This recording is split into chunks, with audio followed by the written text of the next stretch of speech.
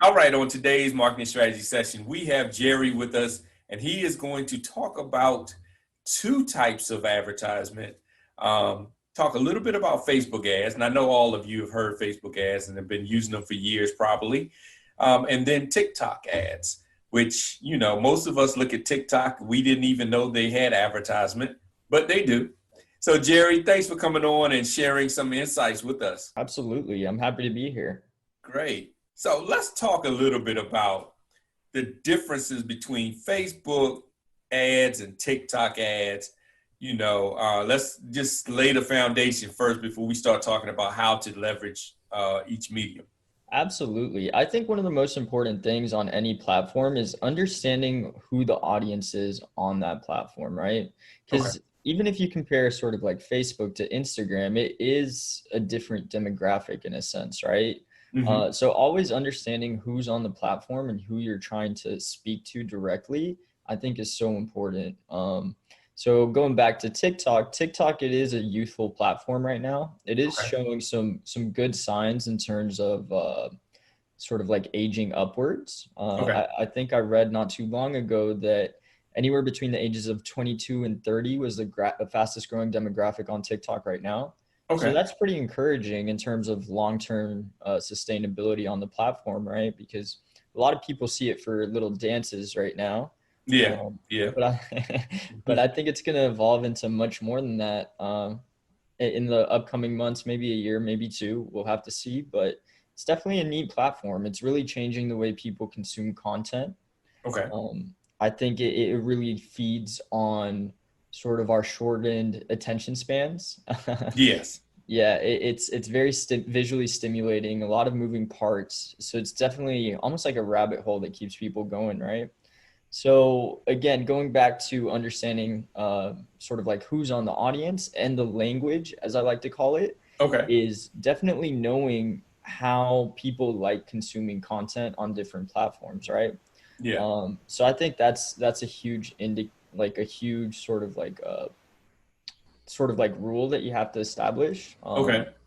And you have to create creative assets that sort of complement the platforms, if that makes sense. It Because I makes think, sense. Yeah. yeah, I think creative is underspoken in today's sort of like ad world, or at least that's one of like my favorite parts about advertising is testing different creatives, seeing what works here and what works on another platform, or just in general, see what people are most responsive to.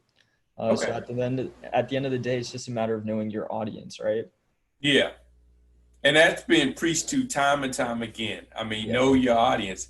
When it comes to TikTok, I'm gonna be honest with you. My little one, she is a TikTok guru, a TikTok master. Awesome. Um, me, I just do the challenges when she sets it up and say dance, and basically have me doing silly dances Yeah. um, for her audience. But with that being more of an entertainment platform. So Hmm. I've seen some people like Will Smith and some others do some very, very interesting um, posts. Yeah. I would say highly produced posts because sometimes you wonder how in the world did they do that type of post. But um, do you have to do, let's say, dances or magic tricks or things like that in order to really make a stand on TikTok? Absolutely not, man. I think I'm living proof of that. I've been on TikTok for around 5 months now, and Mhm. I'm keeping up on 200,000 followers. I haven't danced a single time. Wow. Yeah, yeah. So that's what's really promising about the platform in the sense of like where the direction where I think it could head ultimately. Okay. And essentially, my style of posts is just revolves around general marketing knowledge and branding. Yeah. So I just formulate posts based off of that. And like going back to it, I haven't danced a single time, right? I like to call it edutainment in a sense, right? Okay. Something that's captivating. I don't go too in depth on specific sort of like strategies on Facebook or how to run Facebook ads or anything like that necessarily on TikTok because Hmm. it goes back to understanding the audience. Okay. Say, for example, a lot of times when I'm making a post for TikTok, one of the things that I like to think is if I were anywhere between 13 and 18 years old, and this is the first touch point that I ever have on this specific subject, would this be something that I find value in? And would this be something that sort of like piques my interest, right?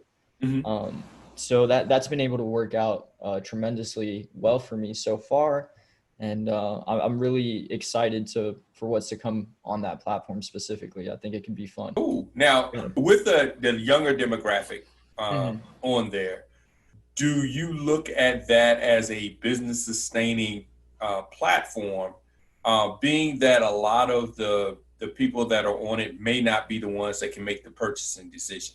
Yeah. Yeah, or is it just you influence the kids? Because, like, I'll refer to movies. The Hmm. biggest selling movies are the ones that influence the kid because the kid has to bring the parents, and now you get 2 to 3 tickets for Interesting. each one. But is this something that you influence the younger? I'm not going to say kids, but you're going to influence the younger generation, and that drives the brand awareness and sales, or do you go after the ones that actually hold the purse strings? That's a really great question. And I think it's very hit or miss. Like me, for example, I'm not doing it sort of like a lead gen system for my Mhm. business. For me, it's more so building a personal brand and trying to establish influence. Okay. And I'm looking sort of like at a long-term play, like these people that these kids watching right now, in 5 or 10 years, they could potentially like cross over to a potential client. Does that make Okay. sense? Yeah. I'm thinking like super long term and just the organic reach of actually being able to reach so many people. Jerry is doing the McDonald's and the Disney approach. You get Ooh, them young, you make them loyal, and they're loyal for life. yeah. I mean, I myself am pretty young too. I'm 25. I think that's young. I don't know. I feel old, but I think Yes. that's young. Um, so yeah, absolutely. I think it's sort of like a long-term play. Mhm. And you can definitely explore other avenues if maybe YouTube is something in the picture in terms of like edutainment as well in Okay. the future. It's a really great way to funnel people over to different platforms such as YouTube, Instagram, your website, and whatnot. Now, that being said, I have gotten quite a few design clients specifically from TikTok, um, but I don't think it's a sustainable sort of like lead gen system right now to answer that question. Okay. Um, so it's just a matter of, do you have a little bit of extra time and do you want to build a personal brand? Because Mhm. if that's the case, if you answered yes and yes to both of those questions, I think the best use of your time right now is trying to establish yourself as an authority on TikTok for sure. Okay. Now, do you see it going the way of Snapchat? You remember Snapchat rose, and then all of a sudden it kind of just leveled out, and not too many Yeah. people talk about it as much anymore. Yeah. Snapchat is interesting. I don't use Snapchat that much. Hmm. Obviously when Instagram came in and adopted stories, it really it hit them hard in my opinion, right? Hmm. Because they did that so well and it just integrated so beautifully to the current platform that they already had. That being said, the one thing that TikTok does so well is they're constantly making great updates to their app. They're Okay. constantly adding different features, they're constantly fixing bugs and improving different things, and they're constantly innovating. So I Okay. can see them sort of like establish themselves eventually as a long form platform. Yeah. And imagine it as IGTV, not so much YouTube, but a bridge between sort of like stories and IGTV Okay. done right. That's the direction where I think TikTok will eventually end up heading. Okay. But again, only time will tell, right? Yeah, Yeah. it's for me right now. It's just the organic reach is so irresistible that it'd be foolish of me not to try and spend some time on there and cultivate a community. Yeah. Now, speaking of spending time, do you spend a lot of time as far as like I need to be very frequent and post several times, or do you kind of batch it, schedule it, maybe a post a day, a post a week, things of that Yeah. nature? Yeah, so that's a great question. The way I personally do it is I do hold myself to a standard of posting once a day. And Hmm. it's really funny because when I first started, I was like, I'm going to post 3 times a week. And I thought that that was like so much, so Hmm. much. But sort of like just in like any area of life, whenever you upgrade your standard or you up the ante just a little bit, it just Uh-huh. becomes a norm, right? So typically what I do right now, I take a different approach to my content. If I have an idea, I just sort of write it out in a sense, sort of like bullet point script it out, put it on a sort of like a junior legal pad, Okay. and I just stash it away into like a little bucket, pull out a piece of paper. And at times, maybe like on a Sunday afternoon, I'll batch out all my videos for the week. So I have those ready to go. And that probably takes me around 15 to 20 minutes per video. Okay. Uh, so I've gotten quite speedy at it at this point for the amount of sort of like thought process that goes into it and how I support my videos visually. Mhm. But yeah, I mean, as you go on, you get quicker at it, you get better at it. And yeah, I mean, it's been great fun too. Even if it's just you're not looking to necessarily make money off of it, monetize it, even if Mhm. you have a creative outlet that you want to share with the world, it's an incredible platform to communicate on. Cool. Now, what's the difference between a TikTok ad and an Instagram or Facebook ad? Okay, interesting. So my agency personally does not have access to the TikTok ad platform just yet, Okay. but I've spoken to other agency owners and they did sort of give me an inside scoop. In terms of sort of like interest targeting and conversion objectives, it's still fairly limited from what I've seen. It has sort of like traffic campaigns. I'm pretty sure it has conversion campaigns as well and brand awareness campaigns. I think it's only within those three pillars Okay. for the time being. I don't know if you're familiar with the Snapchat ads platform. Yes. Yeah. So it's very similar to that in terms of superficiality on who you can target and sort of who you can reach right now. Okay. But I mean, over time, as they acquire more data, because you can bet yeah, they have a lot of data at this point, but little by little, they'll probably go out and purchase more. And Okay. obviously, as you do that, you can become more robust, sort of like the Facebook ad platform. Okay. Yeah, Okay. So that's going to be interesting to see how they roll that out. absolutely. We've seen other platforms, Snapchat, Twitter, that have rolled it out. And, it hasn't been what was expected. Hmm. Um, One reason, like you said before, you got the giants like Facebook and AdWords that are Hmm. gobbling up their techniques and just basically rolling it into those platforms. Yeah. But now as you've been working more on the organic side, with the organic side, would TikTok be more like, I guess you would say, Instagram, with reaching out to influencers, having influencers give shout outs or so forth to create that brand awareness? Or is just more like, I guess you would say, well, kind of Instagram, where hashtags rule the world, and if you have the right hashtags, right content in there, it just basically picks up from there. Yeah, I think it's a little bit different. I don't think it's at the influencer stage just yet. Okay. In my opinion, it's just based off of how good is your content. So I'm gonna give you an example. I've been watching these young guns. They have a clothing company called Unexpected, and I've been watching them since January. That I think they were starting from zero. I think Okay. right now they're at like 300K followers. Insane. Like I've seen them grow. It's quite inspiring actually. But the thing that they do so well is that since they're young, they make videos sort of like going with the trends of the platform, highlighting their apparel, right? Okay. And just recently, they've been able to sort of like hook up different influencers on TikTok with their merch, with their Wow. apparel. So they kind of like bridge the gap from zero to hero in a matter of like 4 months by Wow. leveraging TikTok. But their content originally was sort of like, hey guys, help my brand get awareness, that way I don't have to go to college, stuff like that, right? So and again, it really like speaks to the people on the platform, right? It Yeah. speaks the language of the platform. So if you have a brand that's sort of like tailored for people anywhere between 13 and 25 right now, I Mhm. think that if you're able to get creative with your messaging and your content style on TikTok, you really don't need to leverage influencers just yet. I mean, that organic reach is still really, really crazy. Wow. Yeah. That's amazing.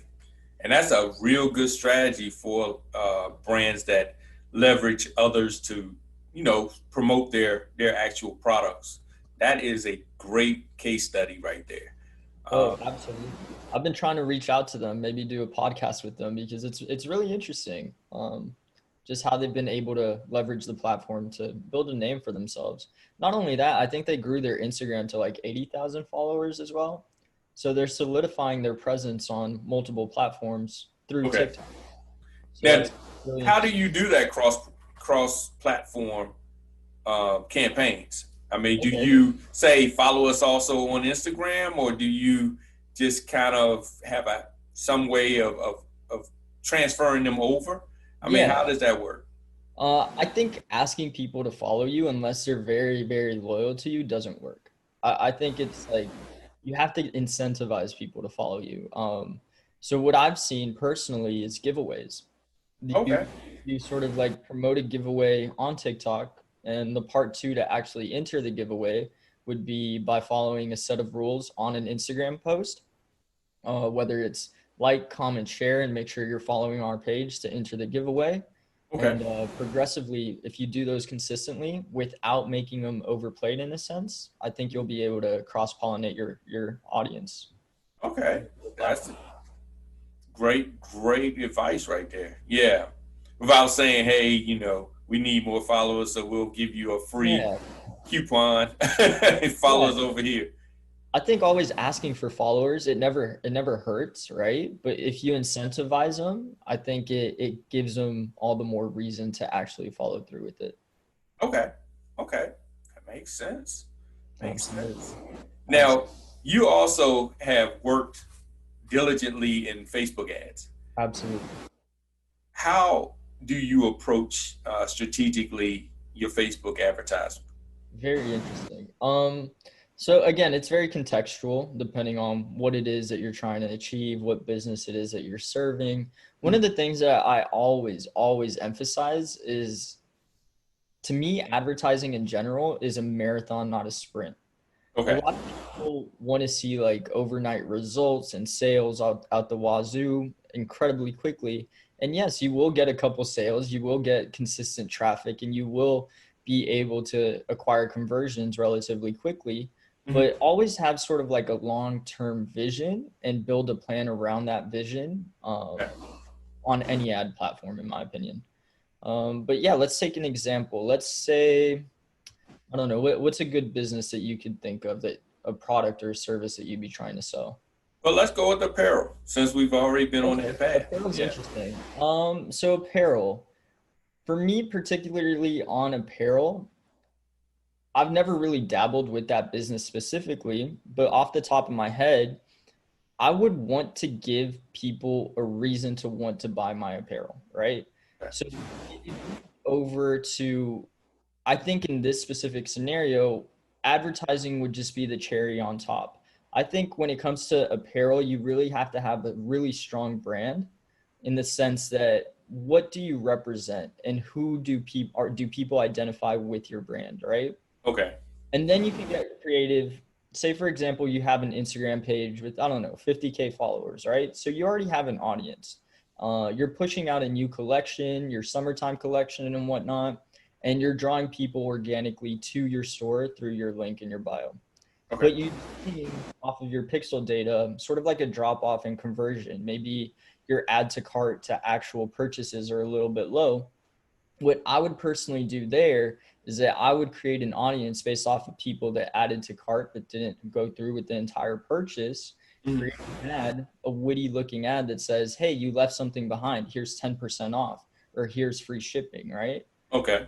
So that's going back to the cherry on top, right? It being a part of the general and whole plan, as Yeah. opposed to just heavily relying on, hey, I have this new product, I have to push it out with ads, and it does work. Going back to it, but for this specific situation in this scenario, I think retargeting can be very strong, especially for those sort of like lost purchases, those Okay. lost parts. So that's a really good way to sort of leverage Facebook ads specifically in that situation. Okay. So you're looking at more of basically your strengths and capitalizing on your strengths. So they're already interested, Yeah. and you're just giving them more reason to work with you Hmm. versus focusing on your weaknesses and saying, well, I just need to put more and more into the funnel, even though I'm not really optimizing the ones that are getting in the funnel in the first place. Absolutely. And if you take it a step further, if you say that you want to acquire like a new audience per se, one thing that I would do, I would make a very strong brand awareness video, sort of like what does, in terms of lifestyle, what does your brand represent, right? Okay. Maybe not a particular item of clothing, but what this does, if you're able to target the right people, you're going to be speaking to audiences and bringing them into your community, right? Okay. By bringing them into your community, what I mean by that is essentially making them a loyal follower, right? Mm-hmm. If I identify with maybe like gym apparel because they represent a certain characteristic that I find very attractive, right? Maybe like grit or something that really like calls to me and something that's I'm drawn into. Mm-hmm. Maybe I start following them. Maybe I won't purchase anything for the first month, 2 months, 3 months, but as time goes on, I'm well aware of their existence, and little by Okay. little, I'll be able to actually get curiosity and go on their website, maybe look at some products. And I Mm-hmm. think that's when retargeting can actually be leveraged to your advantage as well. Okay. So Nicole and I was talking earlier today about that, about especially millennials. Hmm. Um, they buy more into the movement. They buy more into your company culture than they do For what you sure. offer. Exactly. Yeah, I agree with that 100%. I think we're really, I mean, even if you look back as humans, we're very, we like to identify with a specific group, right? Mm-hmm. And I think brands are gravitating towards attracting specific groups. So it's almost, let's set the example of a sports team, right? Mm-hmm. Different brands can represent different sports teams, but the question is, who do you identify with and why do you identify with them in the first place? Is it because they're the local team? Is it because they have a star player? In this case, it could be sort of like an influencer, right? Mm-hmm. Like, why do you identify with them? Is it their values? I think there's just so much more to it. I think advertising at this point for this specific situation is Mm-hmm. just sort of like that cherry on top, and it's part of it, but it's not 100% the plan. If you Okay. Yeah. How many times do you go back throughout the year and modify the whole strategy Ooh, um, versus just pieces of the strategy? that's interesting. I think there's like a very, what would you say, not as sensitive, but there's you kind of have to establish rules behind it, right? Okay. 'Cause in advertising, I do have sort of like a set of rules on when to cut an ad, when to scale. So looking back on it, you have to be patient with the process, Okay. but there does have to be a time where you're saying, okay, this is working, or this is absolutely not picking up at all, right? And you have to be very black or white with it. There's really like no in between. But in terms of sort of assigning a timeline to it directly, that's a tough answer to give you. I think it's very contextual. Again, I don't think there's a set answer for that. Okay. Okay. But the answer really is that you have a overall strategy, and then you have individual strategies within that Oh, overall absolutely. strategy that works. So, Absolutely. so rounding it off, we have our good, bad, and ugly segment, All where right. you can talk about the good, the bad, and the ugly of marketing. So, I mean, in this regards, it could be Facebook, it could be TikTok, it could be marketing overall. Okay. Let's talk about the good. It's always good to start on a positive note, right? I think if we're speaking marketing specifically, like what do we mean? Do we mean sort of like the opportunity to actually reach people in ways that we couldn't maybe like 15 years ago? Or Yeah, yeah. I mean, just any aspect of good marketing that you found, good best practices, okay. things that have moved the needle for you or your clients. Yeah, I think just in general, understanding that the opportunities that specifically Facebook ads provides to a business that's starting out as opposed to 15, 20 years ago, it's insane. You literally you literally have the opportunity to buy media space like in the same place as like a large brand like Coca-Cola like Nike, like Adidas. Like you literally have the opportunity to get in front of the same people, Yeah. essentially, right?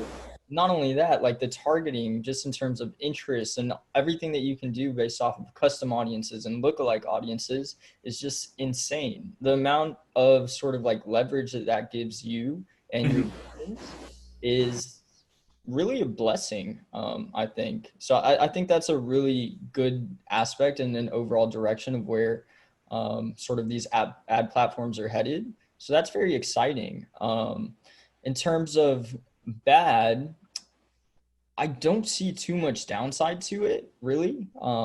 Again, it sort of like evens the playing field for people with a smaller business to be Mhm. able to present themselves in front of their target audience at a relatively low cost, right? Instead of Yeah. buying a billboard for 12K a month that you can't really measure its results and you don't really have like detailed metrics, here you can literally see every single detail of who's clicking, how many times are they clicking, what's your frequency, how many times are they seeing the ad, right? Yeah. Who's actually purchasing, who's not, what demographics are more interested. It gives you everything. It's really cool. I can nerd Yeah. out on that. It's really really cool. I think the ugly, if I may say so myself, is I see a lot of people contaminating the space with misinformation, or it might not even be misinformation, but I think at times they don't really provide a lot of context to the advice that they're trying to give. Okay. Yeah. Um, and a lot of times people hear this set piece of information and they'll go and try it themselves and say, oh, it didn't work. But in Yeah. reality, it didn't work because it doesn't necessarily apply directly to what it is that you're trying to achieve. So you have to be sensitive about who you're listening to, and at the same time, if that piece of advice directly applies to what it is that you want to achieve. Yeah. That's great advice, actually. Yeah, that is great advice to give, because a lot of businesses are following um, certain pieces of content, and they're looking at it as a business advice Hmm. when it might not be per se business advice. It may be more for affiliates Hmm. or opportunities, that type of thing, but not for a brand or business in that same setting, because it's a Absolutely. different audience Absolutely. altogether. Yeah. Yeah, it's not a one size fits all type deal. Like, do your homework, see what makes sense to you. And I think a lot of things, a lot of times people misunderstand that marketing at the end of the day, it's just common sense, you know? Yeah. It common sense applied. So don't lose sight of that. I feel like in today's society, we do sort of try and overcomplicate things. I'm Mhm. sure you're familiar with the famous phrase "KISS," keep it simple, stupid. Yep. And Mhm. yeah, oftentimes it is incredibly, you'll be baffled at how simple maybe your creative or your message might be, but how Yeah. effectively you're able to communicate what it is that you want to your audience by just keeping it simple. That makes sense. That makes sense. Well, everybody, y'all keep it simple. And we like to thank Jerry for coming on and sharing this insight. Been a world of knowledge, because, like I say, TikTok is fairly new, and approaching it, um, you have to approach it differently. And then also, overall, I mean, he shared a lot of information, not only with TikTok and Facebook, but just overall marketing sense, I would say. So thank you for that. Hopefully everybody got a lot. I did learn myself things about it. Like I say, you won't see me dancing too much on TikTok, but I appreciate you sharing all these insights and helping. If you're looking to find out more about Jerry and how he's leveraging his, feel free to follow him. His website is marketing-and.com. So don't spell out dash. It is a dash. So marketing-and.com. And then from there, just follow him on social, see how he's maneuvering his brand. And then, of course, understand that his brand is not your brand. So we need to look at how can you get your brand strategy put together and then execute that. So thank you, Jerry, so much for being on. and share. Absolutely. Thanks for having me, Jeff. I appreciate it. I had fun. Great, great. And everybody, I look forward to your comments. I look forward to any questions that you have because we want to assist you in growing your business.